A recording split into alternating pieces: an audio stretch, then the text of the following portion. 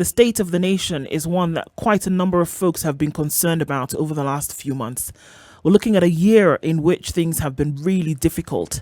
We've seen people put their receipts from, in this case, supermarkets or from, vendors where they normally buy things and do a comparison between what they bought in 2020 and what they bought in 2021 and what they have now, unfortunately, in many cases, not been able to buy in 2022. We've looked at the state of things, unfortunately, not look really good for very many people. And so we're having a conversation this hour about the state of the nation. And our guest in the studio this morning, Suba Churchill, is the coordinator for the National Civil Society Congress. And he's also a political analyst. And he joins us to have that conversation this morning. Suba, good morning. Good morning. Karibu sana. Asante. Welcome to the hot seat. Yes. In this case, we're not throwing issues at you, but we're discussing a hot topic today. And trying to look at, so where are we in terms of the state of things in the country today? And I guess interesting to hear from you first in terms of civil society, what the heartbeat is about really what the state of the nation is today. Yeah, thank you very much. And I'm glad to be here.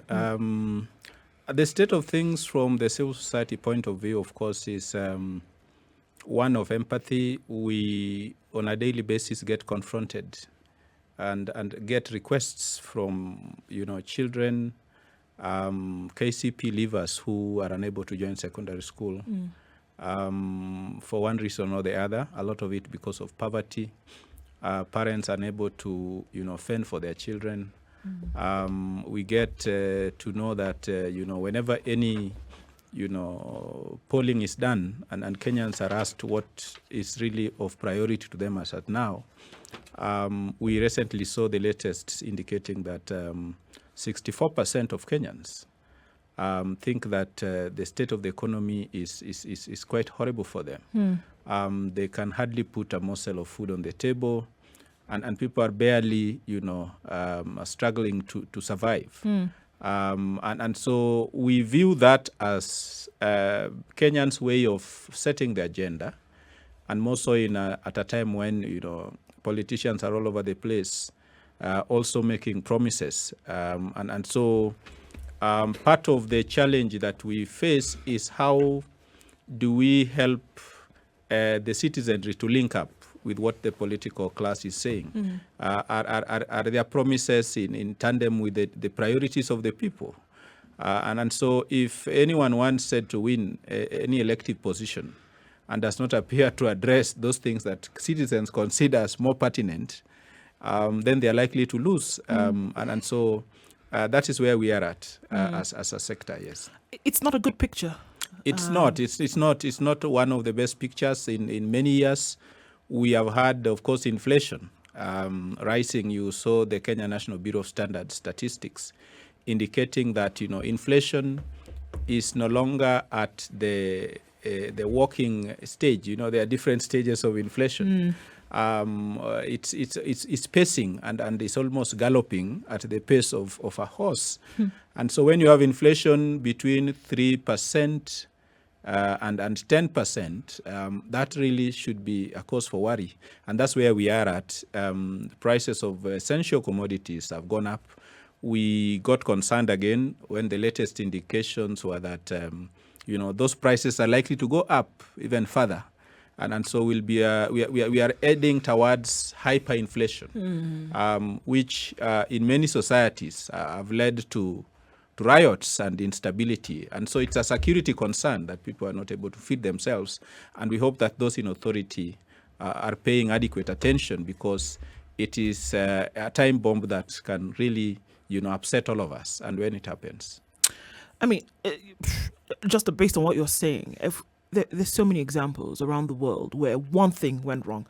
Not the plethora of things that we are seeing going wrong right now, whereby you can't afford, and look, because we're talking about the majority of people. Yes, if we can just have an honest conversation this morning and say that, where are we? That the majority of people in Kenya today, let's not talk about those who are able to get in the vehicle and put fuel in the car, because that's not the majority of Kenyans. That the majority of people today cannot afford 3 meals. that if faced with a medical emergency today, unfortunately, you would not be able to handle it on your own. Not even an emergency. If somebody was sick today and if you went to hospital, that likelihood of the medicines, for example, or the treatment that you were prescribed, you would not be able to get all of it out of your pocket. If there arose a situation whereby you needed to travel from point A to point B, likelihood of you being able to do that at the snap of a finger is much lower than it would have been 3 years ago. That's the state that so we're looking at many things all happening at the same time. But then you give an example of other countries where people have gone into the streets when something happened. Chile, the cost of transport tripled in a very short period of time. They went and they said, if we cannot afford to use this metro, nobody will use it. Number one. The price of bread, for example, in another country, Egypt, went up. People said, you know what? We're not going to do this. We're out in the streets. These are countries whose economies can be mirrored with Kenya. But there seems to be a latent, that feeling of we can get through this. CT says, let the fuel price even go to 200 shillings a month. Focus on 200. 200 shillings a litre. We'll still pay for it. People will still say, let's just... Resilience is the word I'm looking for. Okay. People seem to be resilient almost to a fault. Not really. You see, in most of these societies, first of all, I do not want to be misunderstood that I'm in any way stalking, violent revolutions. But history is replete with societies. India, at the very start of the French Revolution, was issues of bread. You remember? And then they were told to eat other the Arab things. Spring, was all about food. People cannot feed themselves. And even the few who have the resources. I've been in Zimbabwe in 2008 at a time when there was no food, there was no bread. And you'd go to a restaurant, try to buy something you are seeing on the menu, and then it is packed without certain items. And then when you ask, why are you still selling this at the same price? Yet, there are so many items. They say, no, it's not our fault. It is the bread that is not there. And so societies all over the world, there is a tipping point that perhaps as a country we have not reached, and we hope we do not reach it. And more so at this volatile political, time. But Kenyans really, yes, we are resilient. We've been rated as some of the most optimistic people in the world. But everything has a limit. And so we want to believe that some of the short-term measures, for example, that, government has occasionally, chipped in, trying to press the price of oil down. It's trying to mitigate this because that 200 is the real market price of oil today. That 200 a litre you are talking about. It's only that government seems to be subsidizing. And you saw what happened when that subsidy kind of went off the rail. Churchill, and so the government doesn't subsidize fuel. We do. We do. Of course we do. Through the levies, we do. We do. See, there are people who say that, yes, we give the government money, the government doesn't have money except the money that we give them. And so when they say the government is subsidizing it, and I say, no. Beyond the taxes that we pay, whether it's income tax, whether it's excise tax, fuel levy has how many taxes? 7. Now, when the understanding was that some of this money was to help cushion in the event that what we are now facing takes place. But remember, it didn't start that way. It started off as levy that was intended for what? Repairing and maintaining roads. You remember? Exactly. And we've just added this levy and that levy and the other levy and the other levy and the other levy. So even with all these levies, and we pay, I think, if you ask me, that we reached the tipping point a long time ago. It's just that Kenyans manifest their tipping point differently. They internalize it, and it comes out in how we relate to each other. People hurting each other is on the rise. People killing each other is on the rise. Cases of people who are mandated to be the agents of security for us, going berserk, killing each other, killing one another, killing a loved one. We see it's on the rise. Things that have to do with stress-related matters that people have not been able to express elsewhere. And so they express in violence, they are on the increase. Now, what is also a certainty is that the leadership of this country, for some reason known best to them because they are the leadership, political specifically, have determined that anything that will actually alleviate the problems of this citizenry, they will not bother with. Because, in all honesty, what is it that stops the process of governance in this country? What stops them from ensuring that we produce enough food to feed our people and it's in abundance so it doesn't cost that much? What is it? Nothing. Because we produce food.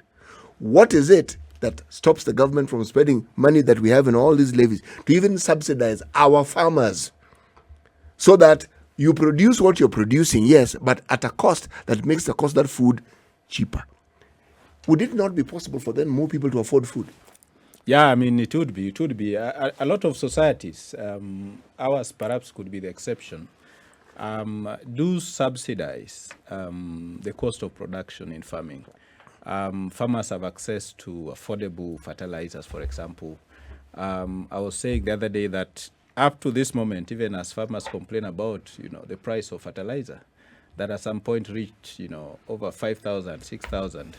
We as a country are paying for a loan that was meant to build a fertilizer factory. We are servicing a loan that was borrowed, and so corruption is at the foot of all this. When you see leadership not able to, address those basic things, it's because they know the extent to which they are responsible for the state of things, corruption. Even when we, farmers in Eldoret, was in Gishu, Kitale, and elsewhere, produce enough maize for this country. And that maize is left to rot as politicians, the same politicians, import maize because, it is the duty has been removed. And so they want to make a kill on the plight of, emaciated people. We have had in this country Kenyans, despite the hardships, pooling resources to respond to the needs of people in Turkana County, for example, whom we have always seen, at the verge of, dying of hunger at a time when, there is plenty elsewhere. And so it's all about government policy and of course, lack of administrative efficiency, and it's deliberate so that you create a crisis where there is ideally should be none. And that is the state in which we are, that there seems to be no coherent, even when you look at this year's budget, look at how much has been allocated to agriculture. Yet ideally, even as we wait for Kenyans in the diaspora to come to our rescue with their reputations, one should invest in our economic mainstay, which is agriculture. And we don't see much of that. Today, agricultural courses are some of the least popular in the universities because people think that it doesn't pay, to invest in agriculture, to be an agriculturalist, to be an extension officer. We devolve some of these services to the counties thinking that, now farmers will be, accessing specialists who will be able to tell them that this is how you can optimize your production on this or that crop. We do not see much of that. And the county extension officers are busy either doing their own businesses, running their own agrovets in the cities and towns. And so that is where we are at. And so there is really not much investment. And so what has resulted from that is this state where, Kenyans are not able to feed themselves. We have invested so much in infrastructure. It's a good thing. But when infrastructure is only concentrated in the cities, and not in agriculturally productive areas where farmers will be able to say, this is my produce and this is the road I'm able to get to the market at less expensive prices, and so that farmers in Nyahururu, for example, do not have their potatoes rotting in the farm or tomatoes in Kajiado rotting in the farm because of lack of rural access roads. So I think we really need to get our priorities right, and I think that is where government has failed. we have all these legacy projects, and of course our president is about to retire, and so he seems to hold them so dear that even when people are dying of hunger, for him it is about how people will remember him, and it's about the postcard side of the city, where people can pose for photographs, and where international guests and heads of states and governments can be able to see that Kenya is really developing or developed. Yes. It's interesting that you say this, because my thought has always been that the true picture, even as you talk about the postcard side of the city, that the true picture of a country is the one who's not able to eat, is the one who's not able to send their children to school, is the one who goes to medical facility and then they don't get the care that they need, not because it's not available, but because and in some cases not available, but then they're not able to afford it. That for me is the true picture of a country. That the most vulnerable in society is the image of the country. That is what it looks like. Exactly. I mean, Nelson Mandela once, said something that I keep on remembering during such moments. He said, the true character of a person is how that person treats those who are unable to do anything for him, those who are not able to extend a favor. How you treat them becomes, your true character. And so when you juxtapose that against, the state of the nation, you come to the conclusion that, the true state of the nation and effectiveness of any government, and part of the reason why Kenyans put in place governments, and we are about to do that on the 9th of August, is to be able to address some of these, policy-related issues that all of us cannot sit in one place like we used to do in the days of gone by, and make decisions that affect communities. We are now a very complex society, and that's why we elect people into leadership. Unfortunately, this leadership, once they become comfortable, and as they are about to be from the 9th of August, they forget about all these promises they are making, all these pledges they are making, all the agenda that citizens set for them.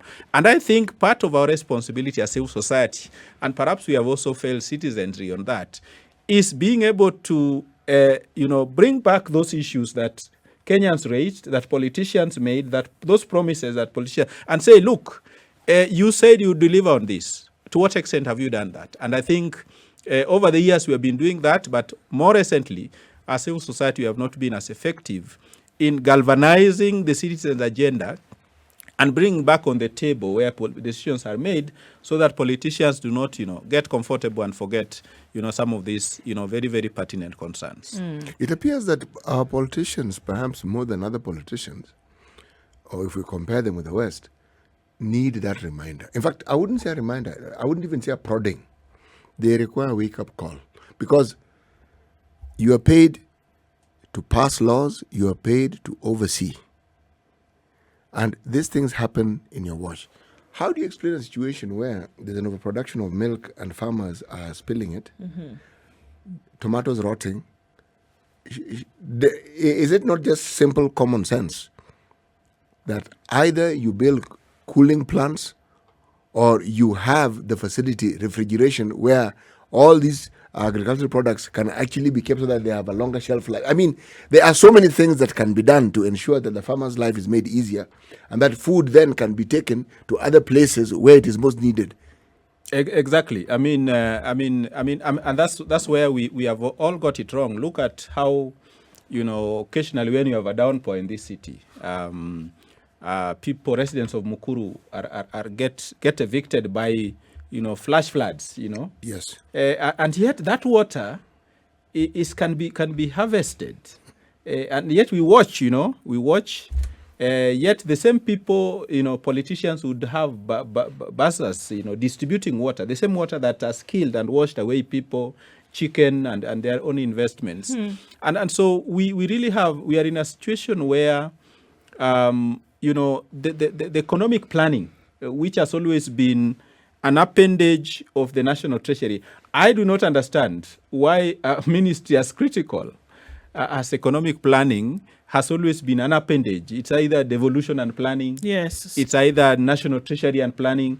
We want a situation where economic planning is a standalone ministry that harnesses the contributions of experts, and we have no shortage of experts in this country. Kenya is one of the most blessed country in terms of those sons and daughters who have gone to school, understand the basics of these things, and really need to work very closely with the Ministry of Planning, which I would suggest any government coming after this administration that will come into place after the 9th election needs to be a standalone ministry that then enables, even works with the devolved units to get the planning right. Because once you get the planning right, every other thing is likely to fall in place. Of course, assuming that there'll be no corruption and diversion of resources to personal pockets and so on. And so when we have that, and we have, of course, institutions like Kenya National Bureau of Statistics, because we must base this planning on facts, on evidence. And so we have had, Kenya National Bureau of Standards, for example, generating very, very, relevant and timely statistics that just, become part of the usual, data on our shelves, but which do not seem to inform the kind of planning that need to take place, so that we respond to the social needs of the people, the pressing needs of Wanjiku and Anyango and so on and so forth. And so that's the kind of thing that I think we have never gotten right. Countries like Singapore, there were days when Kenya used to donate to Korea. The other day, one of the presidential candidates was talking about second-hand clothes, and people were behaving as if as a country we will not live without mitumba. Yet the reality is that when some of us were a little younger, and of course we were still wearing short trousers, those who were older than us used to buy some trousers that were poorly stitched. And they used to be called Korea. And later on, as we grew older, we realized that was when South Korea was engaged in mass production. And so they were not paying so much attention to the quality. So if you bought this trouser that was called Korea, the first top would be a tailor shop, because you could not wear it. You had to go and fix it up. So you have to go and fix the joinery. And after that, it would be a good trouser anyway. The material was good. And then later on, we said, so what was this trouser called Korea? And we used to ask them that we used to see you people wear this. Say, it was an imported stuff from Korea, but they used not to do it very well, and so on and so forth. That is how countries take off. Today we are blaming China for dumping a lot of stuff in Kenya. But what has China done? China says we produce for every segment of society, for every cadre. We produce for the poorest, we produce for the middle class, we produce for the richest. And these things that you say we dump in your country are brought into your country by your own business people. We have them in the market in China. It is your people who come. So when we want to address those things, of course, you see Kenyans fringe and say, this person is against, low-income earners and so on and so forth. Yet those, for me, are the critical ingredients to addressing some of the challenges that we face. Indeed. It's 27 minutes to 8 o'clock. Let's take a break on this and come back and continue with this conversation. This is the Situation Room, the only way to start your day. Our guest is Suba Churchill, and we're looking at the state of the nation, the state of the economy. What does it look like inside? And I thought to myself, just over the break, as we're looking at this, and I say, you could walk into hospital upright. You're going for a checkup, right? And you could look all right on the face of things. You say, your ears are on the side of your head, your eyes are blinking, your mouth is moving in the fashion in which it ought to. But once you sit at the doctor's chair and he sticks in whatever he's going to do, that's when he or she is going to be able to tell what's really going on inside. Stick out your tongue, open your eyes, let's put something into your ear. And that's how you can say, well, yeah, this person could be upright walking, attending international meetings, talking about an inflation rate which is manageable, but inside things are not looking good at all, and it's possible that this person could be on the table in a minute. So you said, Suba, that when you look at countries that have been able to make it, quote unquote, they specifically focused on economic development. That they said, look, what are we trying to do? We're trying to grow enough could be agriculturally or using the manufacturing sector. We're trying to make enough to make sure that we can survive. But then beyond that, we have a surplus so that we can then start to supply to the rest of the world and then make something that we can call a profit, quote unquote. Putting corruption aside, knock on wood and hope that that doesn't, come into the equation. Can we really say that it is those who will be focusing on economic development who are going to make it? So you look at the medical picture of the country and can say you actually are healthy because this is what you have focused on. Can you say that? Yes, of course, I can say that to a great extent. Of course, you cannot just focus on the economic pillar alone. There's the social, there's the political, but in the situation where we are at, and in consideration of the plight of ordinary folks out there, currently the most pressing thing, and I was not surprised that in some of the data collected, whooping 64%, and it could even be higher.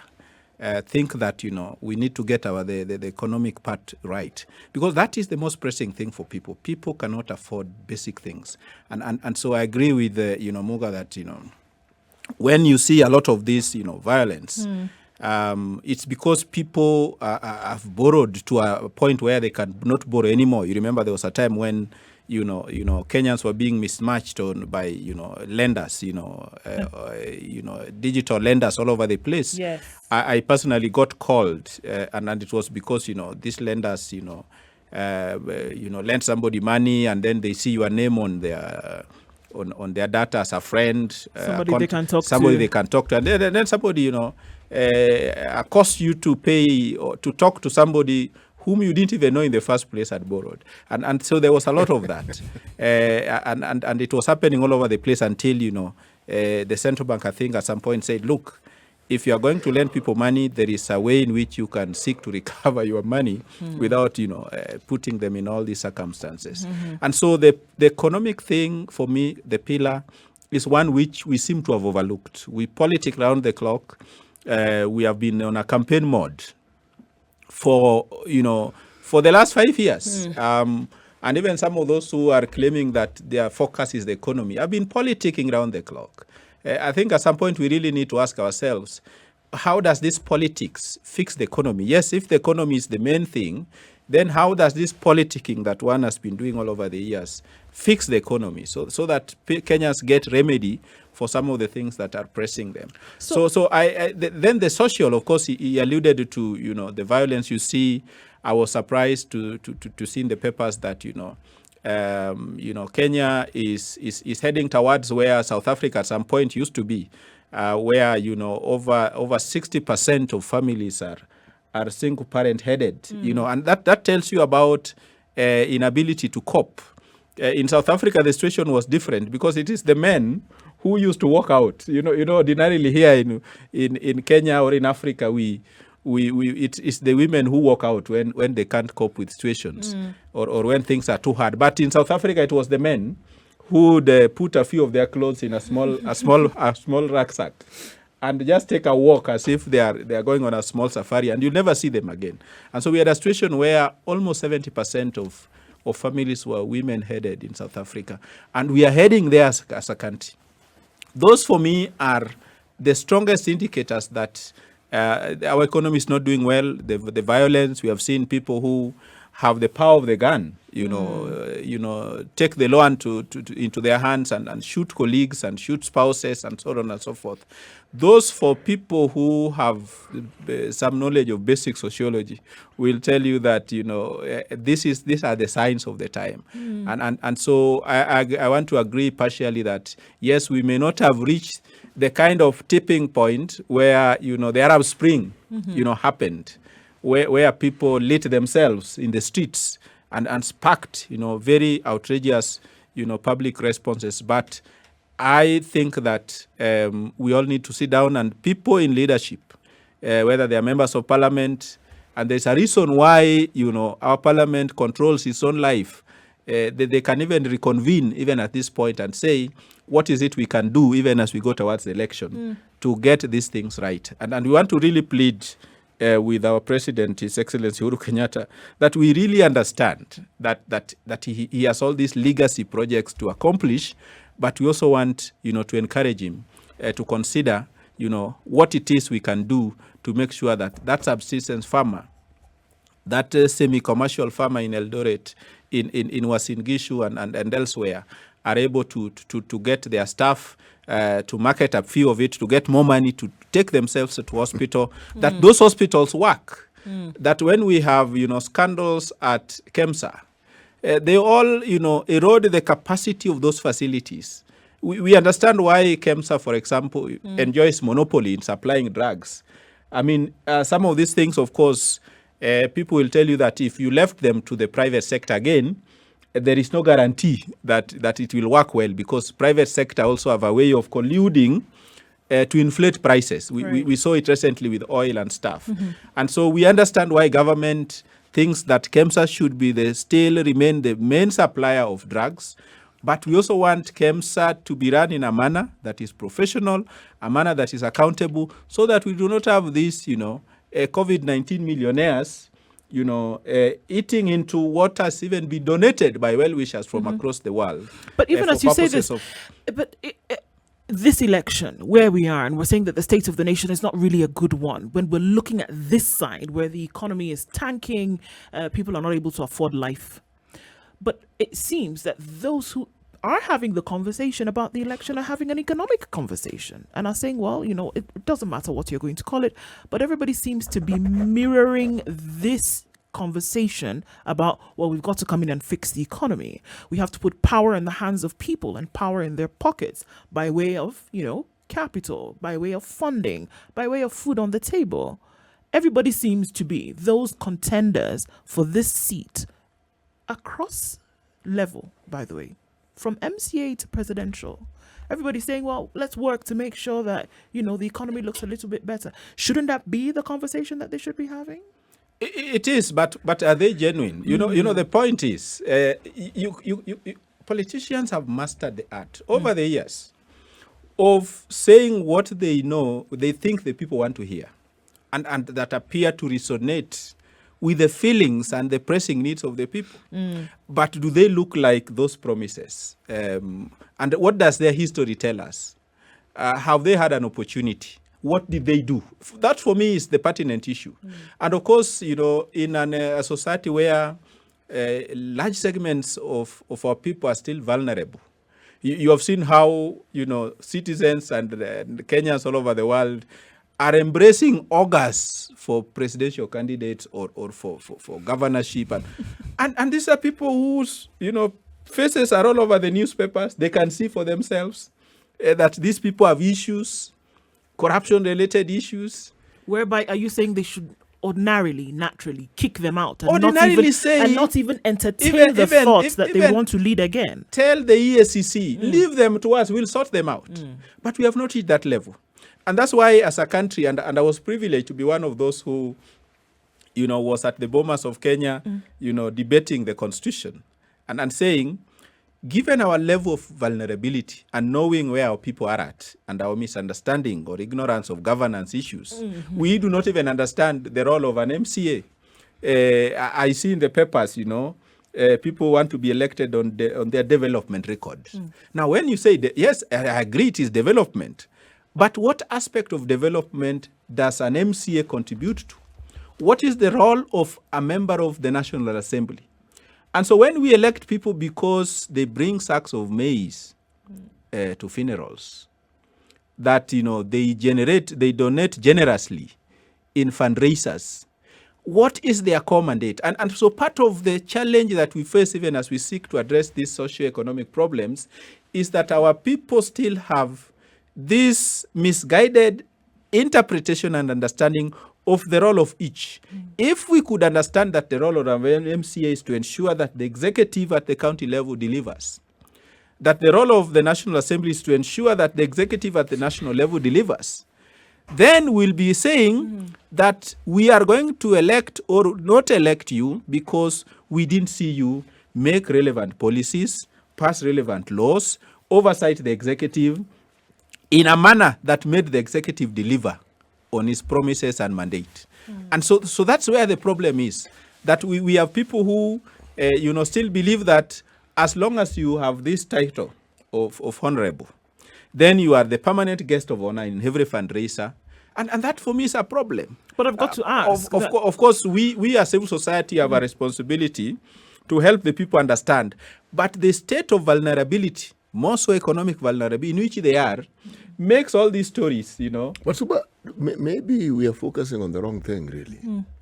Because everything we're saying is what we've said for the longest time. And so, is it that the state of our nation is such that we keep making efforts that we think will bring about change, but they're the same things we've been doing and they haven't brought the change that we desire? Then you have this situation where we look at our constitution and what does it preamble? What does it tell us about this country? Who are the bosses? We, ideally, the people should be. Not ideally, simply. Not ideally, we are. We talk about politicians and their oversight roles. Yet, the state of this nation is that we have never understood that the president, the government, all arms of government, these are our employees. Our employees.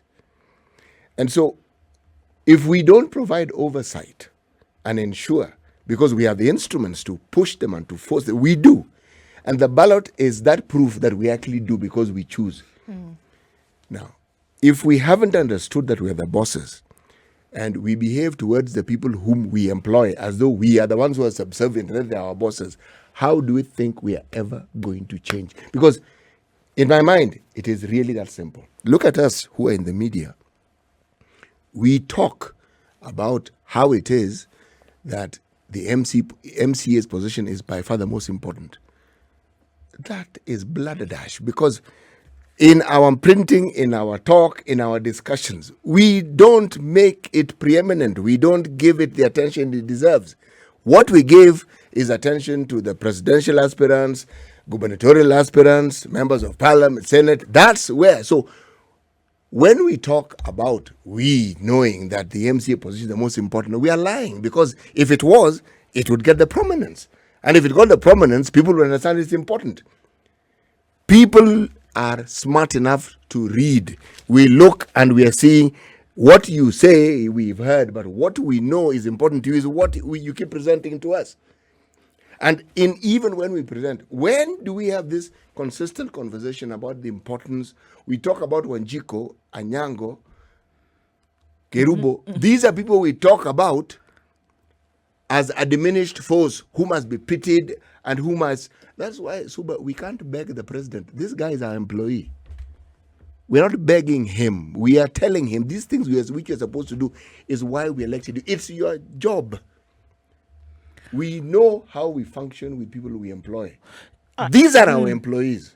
That's why I was saying ideally, because the reality is that if an MCA showed up in a village and the way people treat them like demigods, once you become a mheshimiwa, the power shifts.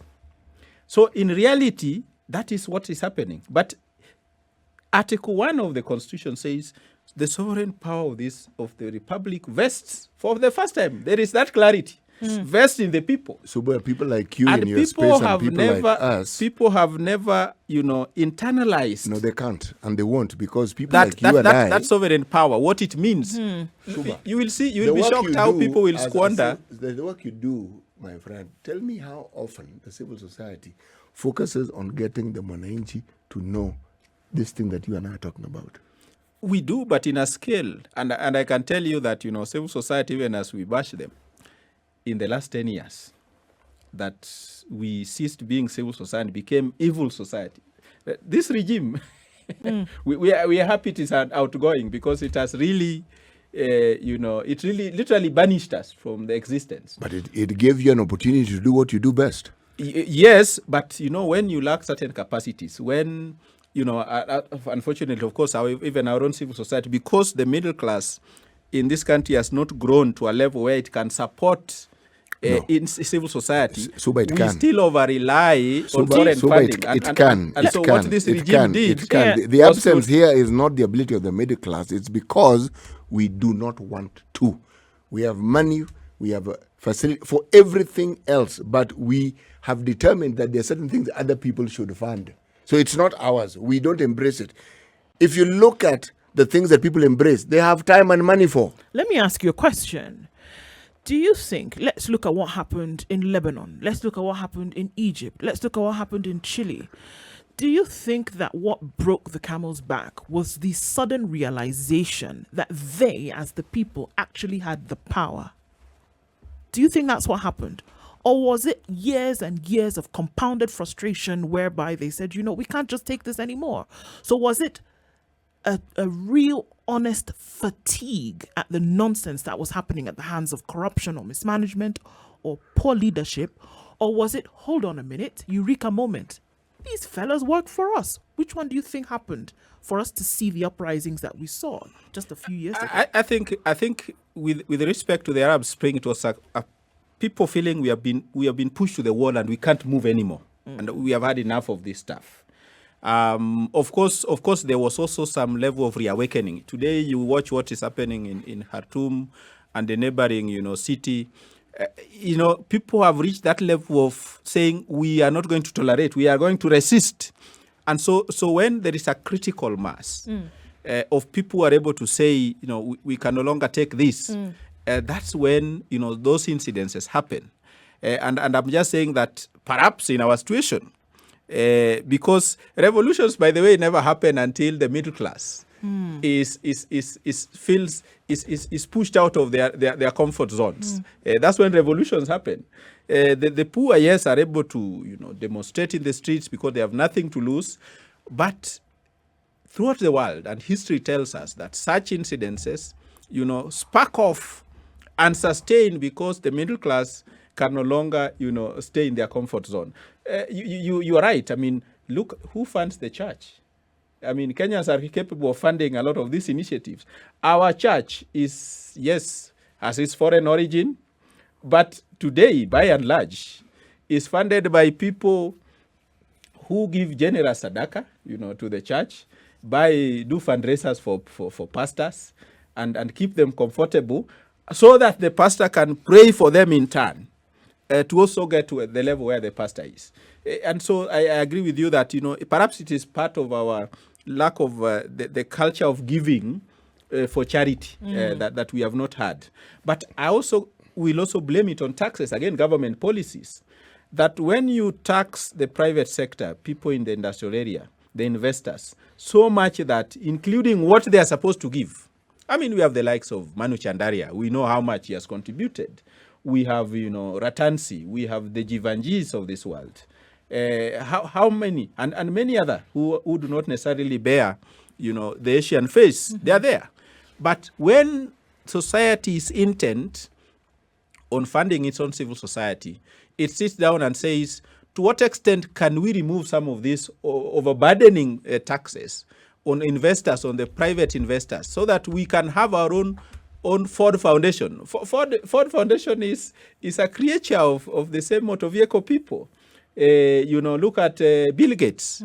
It is money they make from the private sector that then is channeled towards, this other one.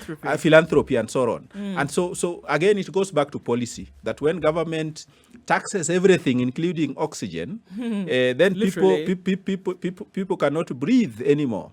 And that is when, some of those things happen. So, but do you think that if those of us in the media and you in the civil society gave this matter of empowering people and getting them to understand what they can do and how they can hold the leaders accountable, do you think we might actually begin to see change? A lot. Today, I tell you, media, I was sitting with the CEO of the Media Council of Kenya the other day, and it surprised me that, Meru County alone, the number of FM stations, is enormous.